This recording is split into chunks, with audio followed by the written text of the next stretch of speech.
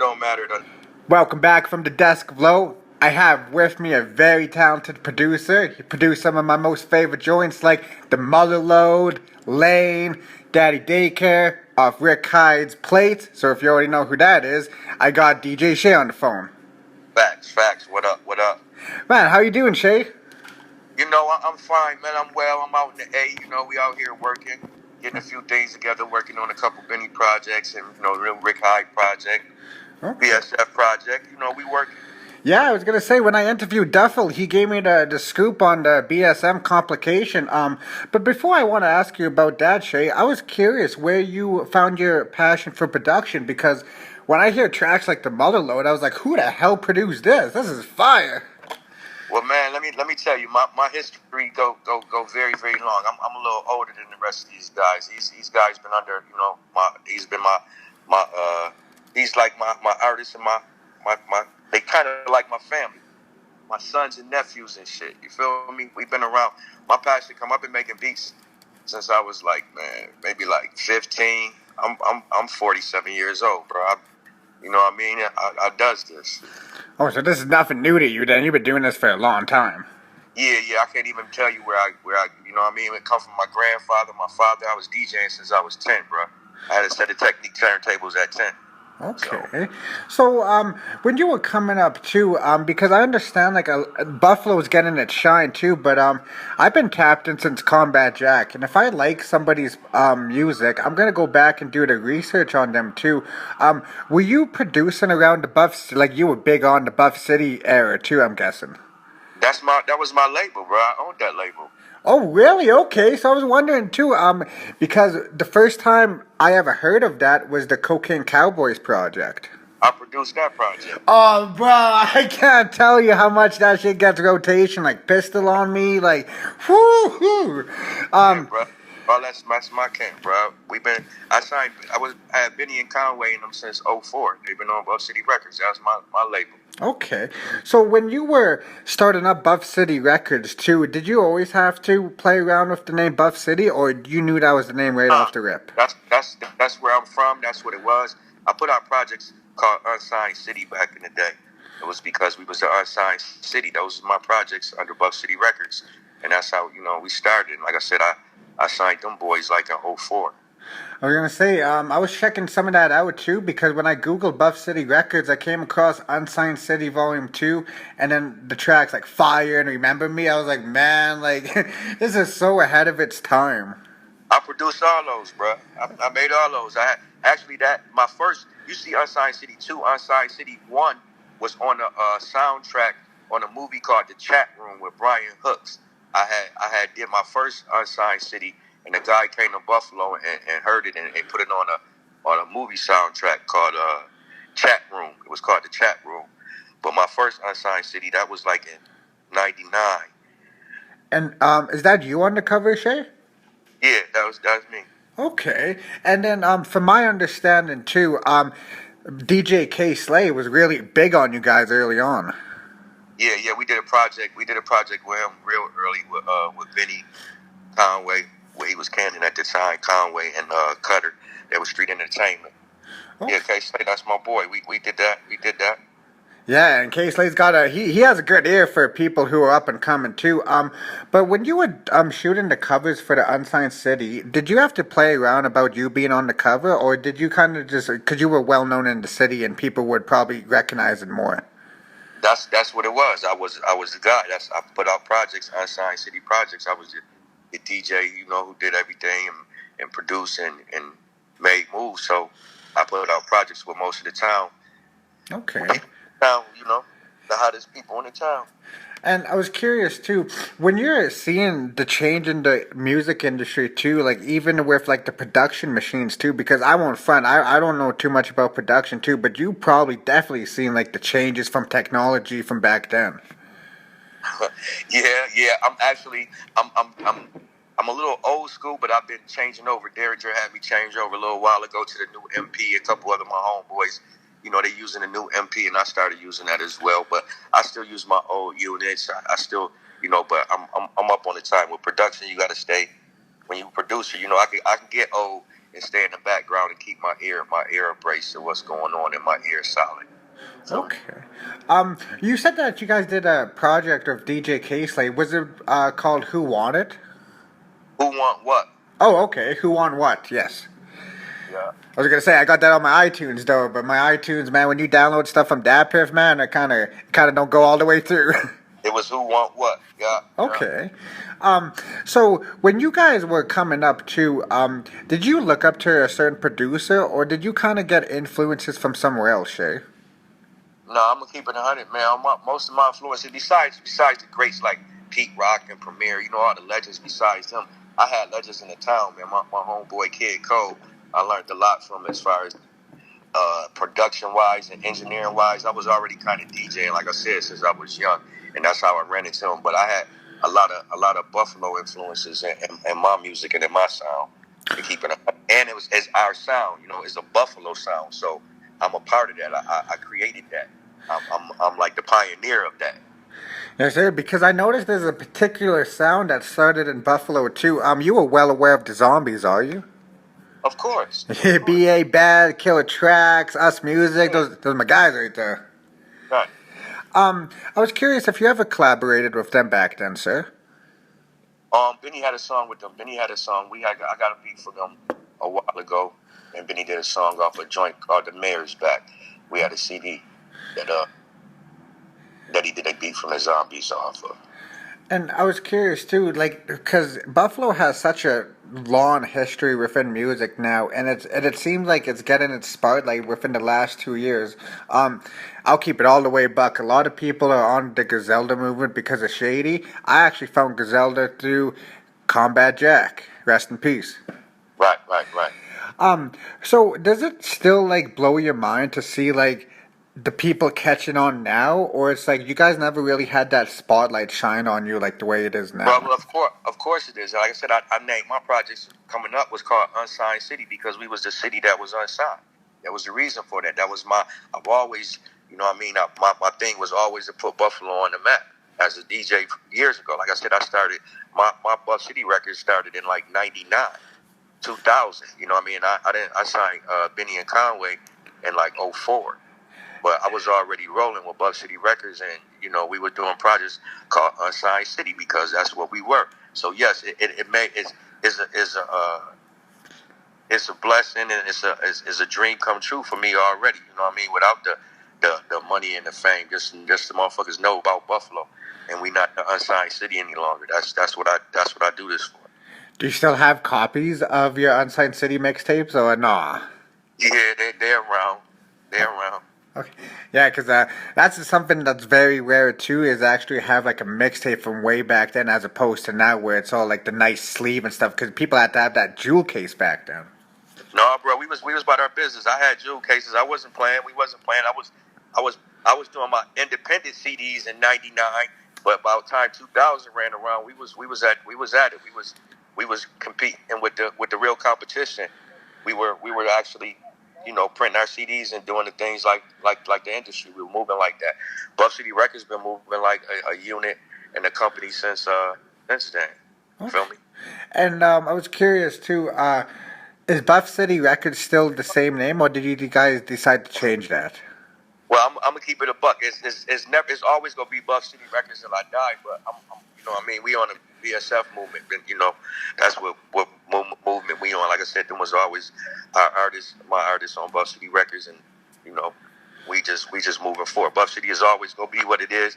Buff City Music Group is is like my base, but BSF is our company now.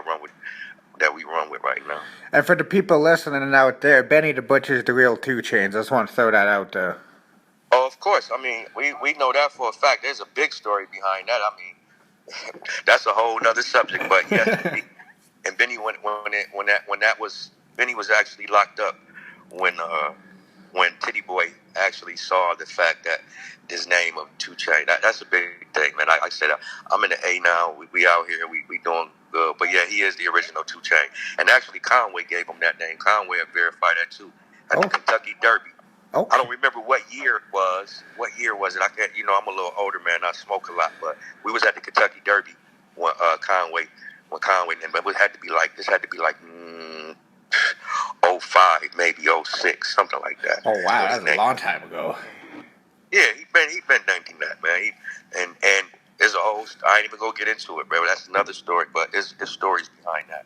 Okay, and like you said too, because you signed Conway and Benny early on too. I just want to confirm this because this was I was very curious about. Did he go by Jimmy Conway before, sir? Yeah, he did, and then he was Cannon at one time. You know, it switches up. He just dropped it, Jimmy, just to Conway now. But Yeah. Okay, because I found some old project. I believe it was called the Terminator or something like that. And it said Jimmy Conway, but I wasn't too sure if that was actually Conway. I don't think it was called the Terminator. It was called something else when he looked like a machine. He had a Yeah. shell on. I'm Yeah, horrible with names. I'll keep it a buck. yeah, but that was him. Okay. That's him. That was fire too. I was curious to your favorite weapon of choice when it comes to production, if you want to throw that out there. You don't have to. Oh man, I'm just gonna say MPC, man. MPC. Okay. It's either 2000 XL, where is it the studio now, or the 2000, or it don't MPC, man. MPC for me. I was curious that if you ever had to teach somebody how to make beats like a Rick High too, because you're a little bit older than them, and they may come ask you for experience. Rick High taught himself in my studio. Oh, really? Yeah, I can't even say that I would teach somebody. Like Rick High was there he been there since then too, since he was a kid basically, and I didn't teach him. He watched me and he taught himself. So I can teach somebody very easily, I believe. But when you got that passion and that's what you want to do, you don't really have to be taught anything. I was never taught. I never read a book for none of the machines I know how to work, and I know how to work just about everything. I ain't never looked at a book. Every time I got a machine, I grabbed it and hooked it up and worked it. So, I could teach somebody, but if that's what they want, you just learn more. You feel me? You don't be really taught that. It's like it. With you too, being around like such like revolving like around music like the MPCs and now it's everyone's pretty much using Fruity Loops now. How important is it to stick to the authentic beat making machines as opposed to these apps? It's not. It's not. I'm gonna keep it 100. My personal will be stubborn and stuck in my ways, but it's not. I done heard people make dope shit off of motherfucking Fruity Loops. Rick High was making shit like Rick High had a whole studio. I have a whole studio full of all types of high. I had Triton, I had MPCs, all types of shit lined up, and Rick High would go on the front on Fruity Loops and make a motherfucking monstrous ass beat. So I'm not opposed to it. It ain't what you got is how you use it. Yeah, exactly. Not what you have is how you use it. Like the late Jay Dilla, because man, some of that Slum Village 1997 production, whew, I can't go on about that. Man, my man Thugsman used to make classic platinum hits, I believe, years ago on a motherfucking PlayStation, on a Sony PlayStation. Y'all go hear about him, my man Thugsman. Y'all hear about him soon, but he used to make motherfucking platinum beats on a PlayStation, on a Sony PlayStation, I promise you. That's not the first time a producer said that they made beats off the PlayStation 1. That came up before, actually, on the show. I forget who said it, though. No, my man Thugsman used to make crazy, like, fire joints. I'm talking about shit that right now he can play. He made off Sony PlayStation. So, again, it's not what you got. It's how you use it. I was curious if you ever reused one of your old beats recently, too, because it didn't get the recognition that it did back then, and people are, like, going crazy. It's like, yo, this beat's mad old. You know what? I don't go looking for it, but I have had that happen. Like, there's on Rick High album, the Lanes beat. The Lanes with him and El Camino on that joint. I made that beat. I made that beat in '99. Oh, and I found the files. Yeah, and I found the files. When I was digging through some shit and put the beat on. And Benny heard it, and Rick High heard it, and El Camino, they all heard it, and it just was like, that's that shit. Oh, that's right, Benny on there too. So yeah, they heard that joint and went crazy. But that beat was actually made in 1999. I ain't gonna front. That sounds like it was made from this year. I mean, I revitalized it a little bit, but the sample and the drums came from a disc that I had in 1999. As opposed to from being a producer too, do you look listen to music from other countries for like certain sounds that you Every want day. to. Yes, I do. Yes, I do. Okay. And I will never tell you what Oh form. no, no, please don't. I don't want to give away the secrets. But I listen to all types of music. I listen to all types of music, man. Phil Collins, one of my favorite artists. I listen to all types of music. So Okay. Yeah, because if you're a producer, you have to have a wide variety of sounds too. When you were looking for certain sounds too, did you ever come across something that you didn't want to sample, but you ended up liking it just musically that you just listened to on the go? no, Okay. Okay. no, Yeah, because that could be very rare sometimes too. You find something that's very foreign, and it's like, man, I don't want to sample this, but this sounds kind of good. no. The first thing it has to sound good. Yeah, in order for you, because like I said, producers have very different ears as opposed to just the general listeners here too, because they can hear stuff that you wouldn't even That believe. somebody else made. Right, right. That's a Um, fact. would you say too that you were behind all of those Benny the Butcher when he was doing those old documentaries back then? Yeah. And what made you guys want to actually document that too? Because that's a very because most people don't want to actual document their up and coming. It's just like stories though. But you guys actually have like actual footage where people can go look up. Bruh, because I believe that he was the best. And still, I believe he was the best when I signed him, and I still think he's the best right now. I mean, I ain't gonna hold you. Ain't really no other way to say that. It was documented because we knew. I believed, and I knew that this was destined to happen. To sit on couches next to Hove and shit like that. You feel me? I knew that was gonna happen. I was curious when you heard Tana Talk 3 in its full entirety too. Did that take you back to the Buff City days, like back in the early 2000s? That's not a fair question. I heard Tana Talk 3 in the making 2 years ago before it came out, and that would be fair. That would be a fair for me. Like I said, I heard it in the process, and I was happy with every track. Like when it's a little different for me, man. I'm gonna be honest. Like with Benny, every time I hear a verse from him, it's like the day before Christmas. It's like opening up a Christmas present. And it's like I'm never disappointed. That's a big fact right there too, because when you hear that Benny verse, you know you're gonna get like nothing but fire. I don't think there's a Benny verse that's whack out there. Bruh, I know I've recorded him more than anybody in the world. And every time, bro, it's never like maybe you want to do this again, or maybe it's really never that.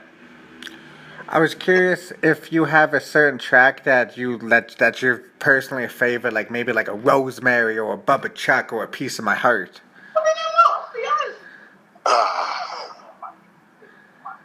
No, man, that would be hard to say. I get a rush, just like I get a rush out of when these boys rap, and when Benny rap, I get a rush out of the next beat I can make. That's fire, man. It takes me there. If I keep it kind of take me there, and it's like every time I make a beat, I try to make it the next one better than the other one. And to me, it might not be to everybody else, but to me, that's what I believe. That's where I be going. If not, the beat will be trash, or it won't, or you probably won't hear it. And when you're making beats too, did you ever like a certain beat, but then you ended up like not using it ever before? It's like I don't think I'm gonna use Oh this. my goodness, I can't tell you how many times I probably got thousands of beats in the catalog like that. So yeah, for real, for real. Did you ever make beats just for yourself that you could just listen to? Because I know producers No, sometimes they're very no, particular. Okay. not at all, not at all. Everything is for the world. I like that. I like that answer too. Um, I was curious that if you have any work coming up with the beloved Flea Lord, because that's a good dude right there. It's funny that you asked that. I have a whole project coming out with Oh, Lord. that's gonna be so fire right there. I ain't gonna Yeah, front. That's gonna be so fire. that's good that you asked that. But yes, I do. We're that's in completion right now. I was curious on how you met Flea Lord too. Well, Flea came through the camp. Did you know how he met Conway and the rest of us? Yes, sir. He said, Okay, well that's how I met him. okay, so yeah, because he shared that on the show too when I interviewed him then. And it's crazy to see like how upstate New York, especially like Rochester, Buffalo, like people are really watching Upstate right now. That's what I'm saying, though. It really is, bro. Like all 38 special first projects, I produced those. Feel me? Okay, so when you were going around in Rochester, I was curious too if you can give an everyday. Well, like, did you stay out in Rochester, Shay? Before I should ask that No, question. Okay. no, I didn't. But I always played out there with Spesh. Like when Spesh was locked up, I kind of ran his studio out there. I put his studio together, and right when he signed Clash, I was out there. So I didn't live out there, but I got a few peoples out there. So and I ain't up but like 45, 50 minutes away from the town. So Yeah, it's pretty close from my understanding. yeah, less than an hour away, like 50 minutes. Okay.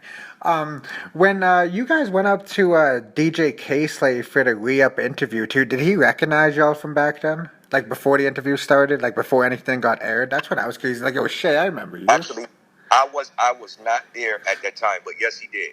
He Okay. did, and I've seen him. I've seen him in other places that we done. We ran cross paths, but I Okay. wasn't there at that when they came back up there.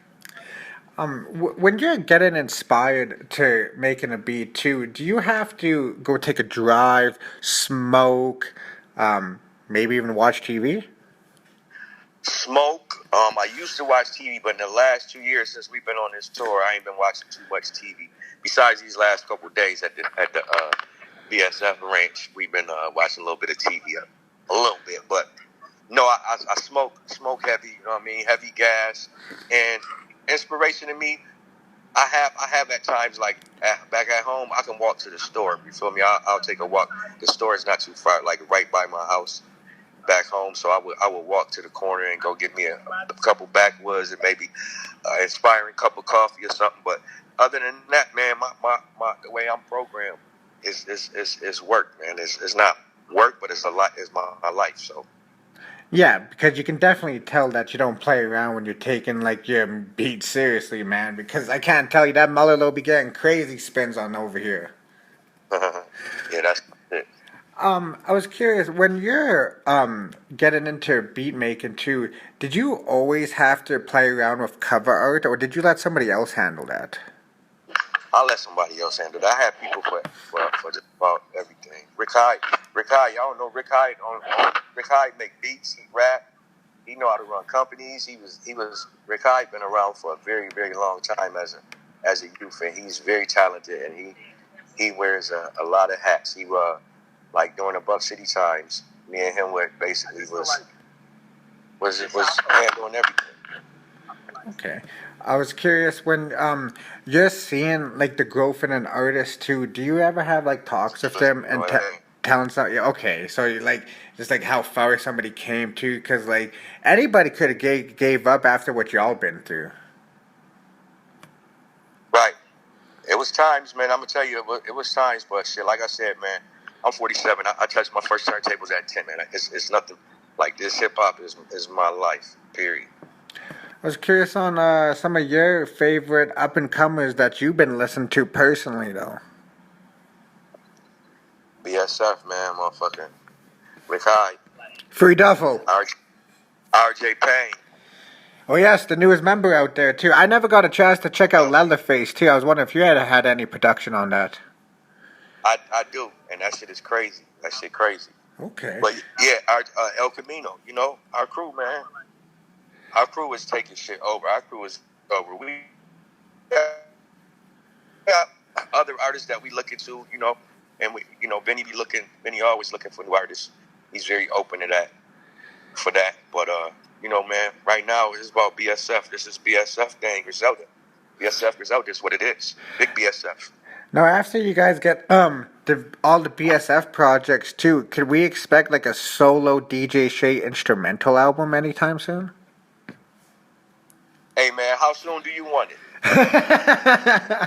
Maybe like July 1st? Hey, man, we going to set that for July 1st for you. I need a name. Help me think of a name. Because it's already done. I need a name. And a date. You just gave me my date, so give me a name. That bad. You know, you already know. Legend of Buff City. I love that. That sounds like a good name. Legend of Buff City. That might be too long. I want it it's an instrumental CD, right? For people to write to, right? Yeah. Okay. So I want to kind of name it. I want to kind of name it something that got to do with, you know what I mean, when it to inspire people to write. Okay. Because You feel me? that's good to hear that you're coming out with an instrumental tape too. Because when I'm telling you, when I hear your production, like even a piece of me too, I'm like, man, this guy got to come out with an instrumental tape. So that's good to hear that you're coming out with something. Word. Actually, that's great that you asked it. I'm gonna make it 30 days from the day, July 1st.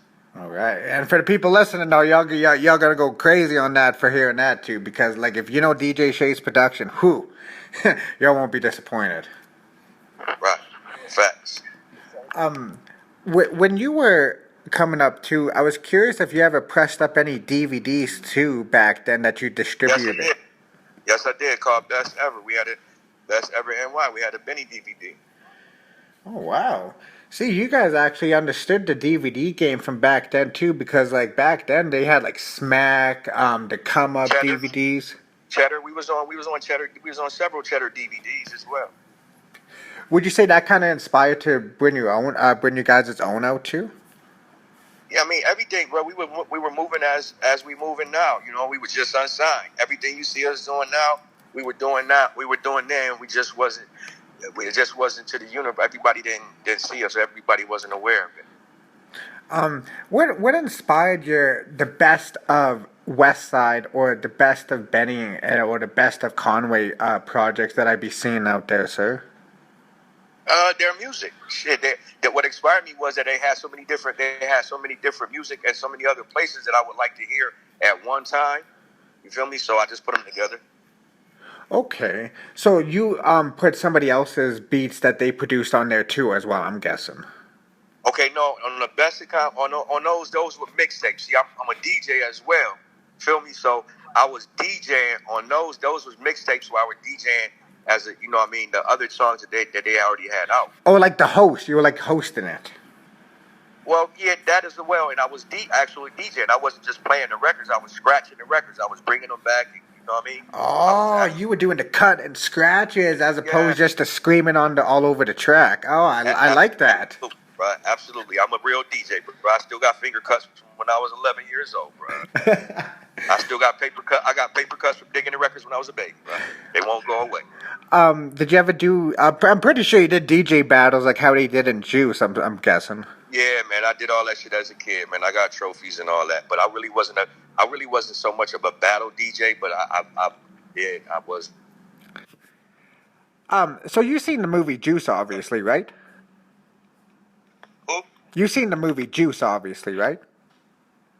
Yeah, of course.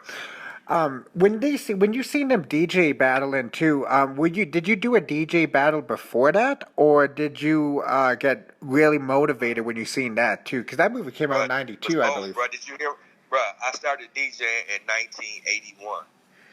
Okay, well, So when did that movie come out? I don't know when that movie came out, but whenever that movie came out, I was already. When did that movie come out? You know, '92. So yeah, you were definitely DJ battling bro, back then. So like that. all that shit they was doing, I had already done, bro. Okay.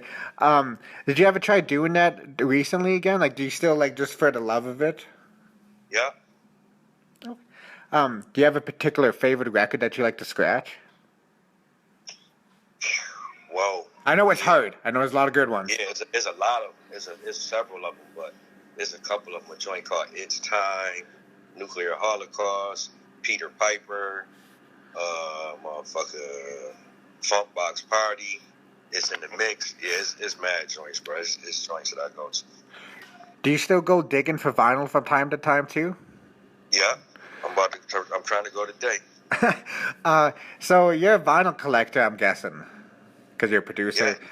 So yeah. this is a question that I ask everybody who collects vinyl too, and I'll be super surprised if you have it or found it. Pharaoh Monch's Eternal Affairs original Raucous release pressing on vinyl. I'm gonna tell you something.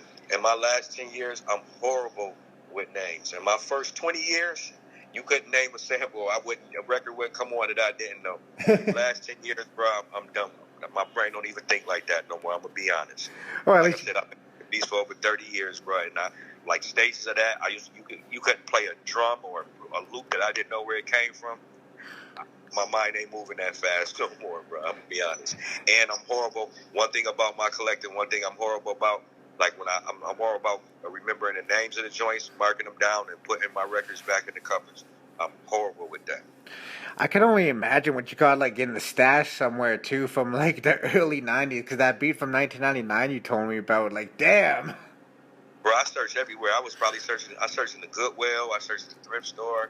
I searched in your grandmother's backyard. You feel me? Yeah, because you can pretty much sample anything if it sounds good in your ears. Right. For the people that want to know out there too, can you give a little bit on what BCMG means? BCMG, Buff City Music Group. Okay, music group. Okay, because I figured the BC stood for Buff City. I wasn't too sure what the MG standard for though. Yeah, I did that. When all the Maybach music was coming with all the music groups, that's when that was Buff City Music Group. That's the foundation of everything. Would you say too that you would you're open to actually like working with artists under your wing too? Pardon me? Would you be open to working with a new artist like under your wing too? Of course. Okay.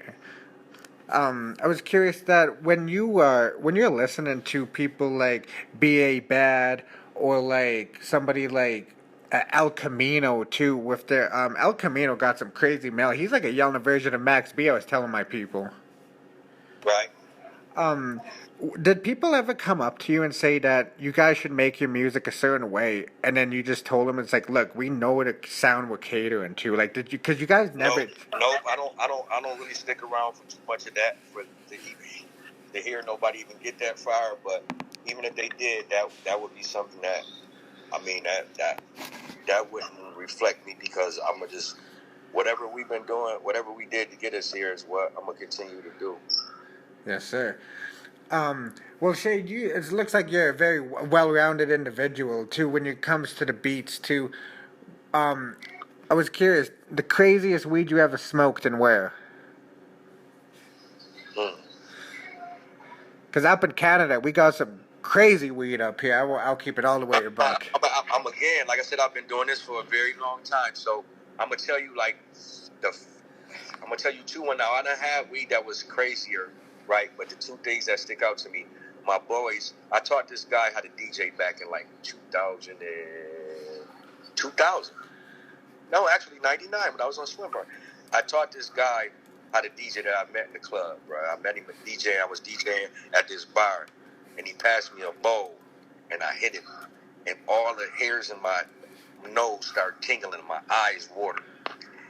Little did I know, he was somebody very important who knew about hydro, and this was way back in the 90s. This was loud back in the 90s. This is when I started smoking loud. In 99, 2000, I was smoking loud. And it was called, if you look in the High Times magazine, go back, it was called Buffalo Blitz. It was the Buffalo Blitz. That was the first, that really took me there. I made my first album, Unsigned City 1, when I'm sitting I was sitting on the Buffalo sign. I made that, smoking that, and then the next time is when first time I was in Brooklyn. I had chocolate. It was chocolate tie on a stick, and I smoked a Dutch Master that was unraveled, and I saw my first Jet Li movie that day. Oh shit! I think that was way back. That was like, that was before that. That was 94. That was 94. Wait a minute. Yeah, that was like 94. I saw the Jet Li movie, the motherfucker Iron Monkey. I smoked chocolate tie stick and a Dutch unraveled. That was the first time. That shit was crazy. Yeah, Jesus Christ. Seeing your first Jet Li movie, too, after that. Damn. Word. Unraveled chocolate Dutch and motherfucker Jet Li movie, the Iron Monkey. Did you ever were you big on sampling like a certain movie, Shay, or a certain TV show, like maybe like The Wire or Paid in Full? Nope, just various. I would sample anything. I wasn't big on one particular. Like even if you listen, I don't know if you heard the production on a friend of ours. I did The Long Way. I did on a friend of ours. That sample was from The Greatest American Hero. Okay. And I used to watch I used to watch it as a kid, and I was, like I said, we was working on a friend of ours, and I had put that sample up as soon as I made that beat. Benny and El Camino both looked at me too, and immediately got on that joint. Okay. Well, it's good to hear that you don't stick to a certain one series. That you're open up to sampling certain quotes from anything too. Because I love when artists do that. I believe somebody quoted this quote from Avatar, and he's from out west though. But when I heard that, I was like, "Where'd you get that sample from?" He's like, "That movie Avatar." I was like, "Man, I never would have suspected that." Right, right. With you two, I believe that you can speak things into existence, Shay. I was curious your dream collaboration that you're producing the track for. Oh, that's very simple. Benny and Hove. Coming soon. Coming soon. Yeah, hey, I like how you said that coming soon too because that '97 Hove, whew, that shit goes. Yeah, that shit go hard. But yeah, that's my track. That's coming soon. Hey Shay, I was curious too. Did you produce that Benny the Butcher and Pusha T track that we keep hearing about? Of course. What was that feeling like when you heard it in completion? Because man. we ain't heard it yet. I'll keep it all the way buck, but it exists. Yo, that might be the first signal. Actually, I'm probably gonna put some cuts. I'm about to go to Guitar Center and get me a new mixer. I'm gonna put some cuts on there today. Okay. But that shit is fire. That shit fire. Your favorite Hove album, besides Reasonable Doubt?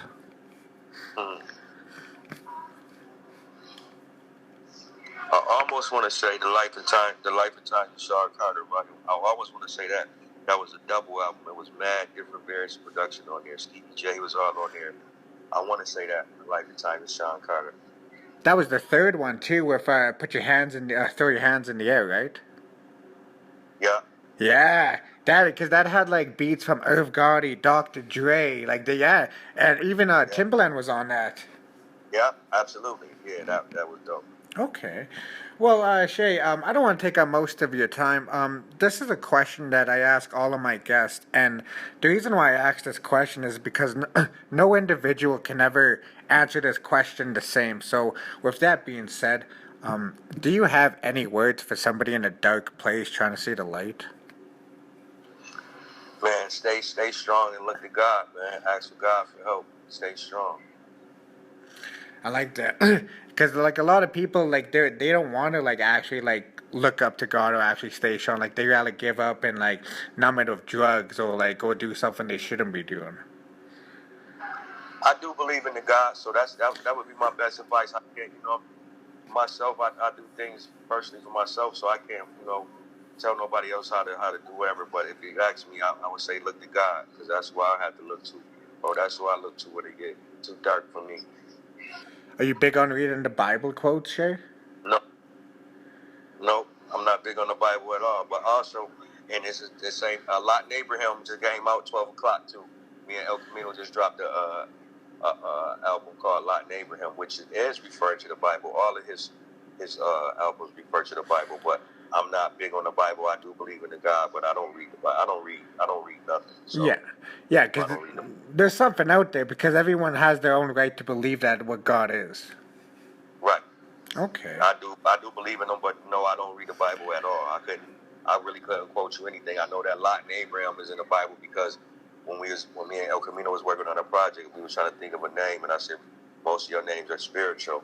And then I asked, I said, is there an uncle and nephew in the Bible? And that's when it's like Lot and Abraham is an uncle and nephew that's in the Bible. So that's why we named that. Oh. I see. This is why I love when even producers do interviews too, because it gives you more appreciation for the art. Right. For real. Is there anything that you like to plug before I let you go, Shay? Man, peace to everybody out there listening, man. Peace to all the fans. You know what I mean? Holler at me, follow me on the gram, DJ Shay BCMG. You know what I mean? Follow the movement. BSF is the gang. Big BSF coming out. The plugs I met coming out. Hey, man. Big BSF, we around. It's going to be a hot summer, people. With that being said, this is another classic episode from the Desk Below featuring a very humbled soul, DJ Shay. That's what's up.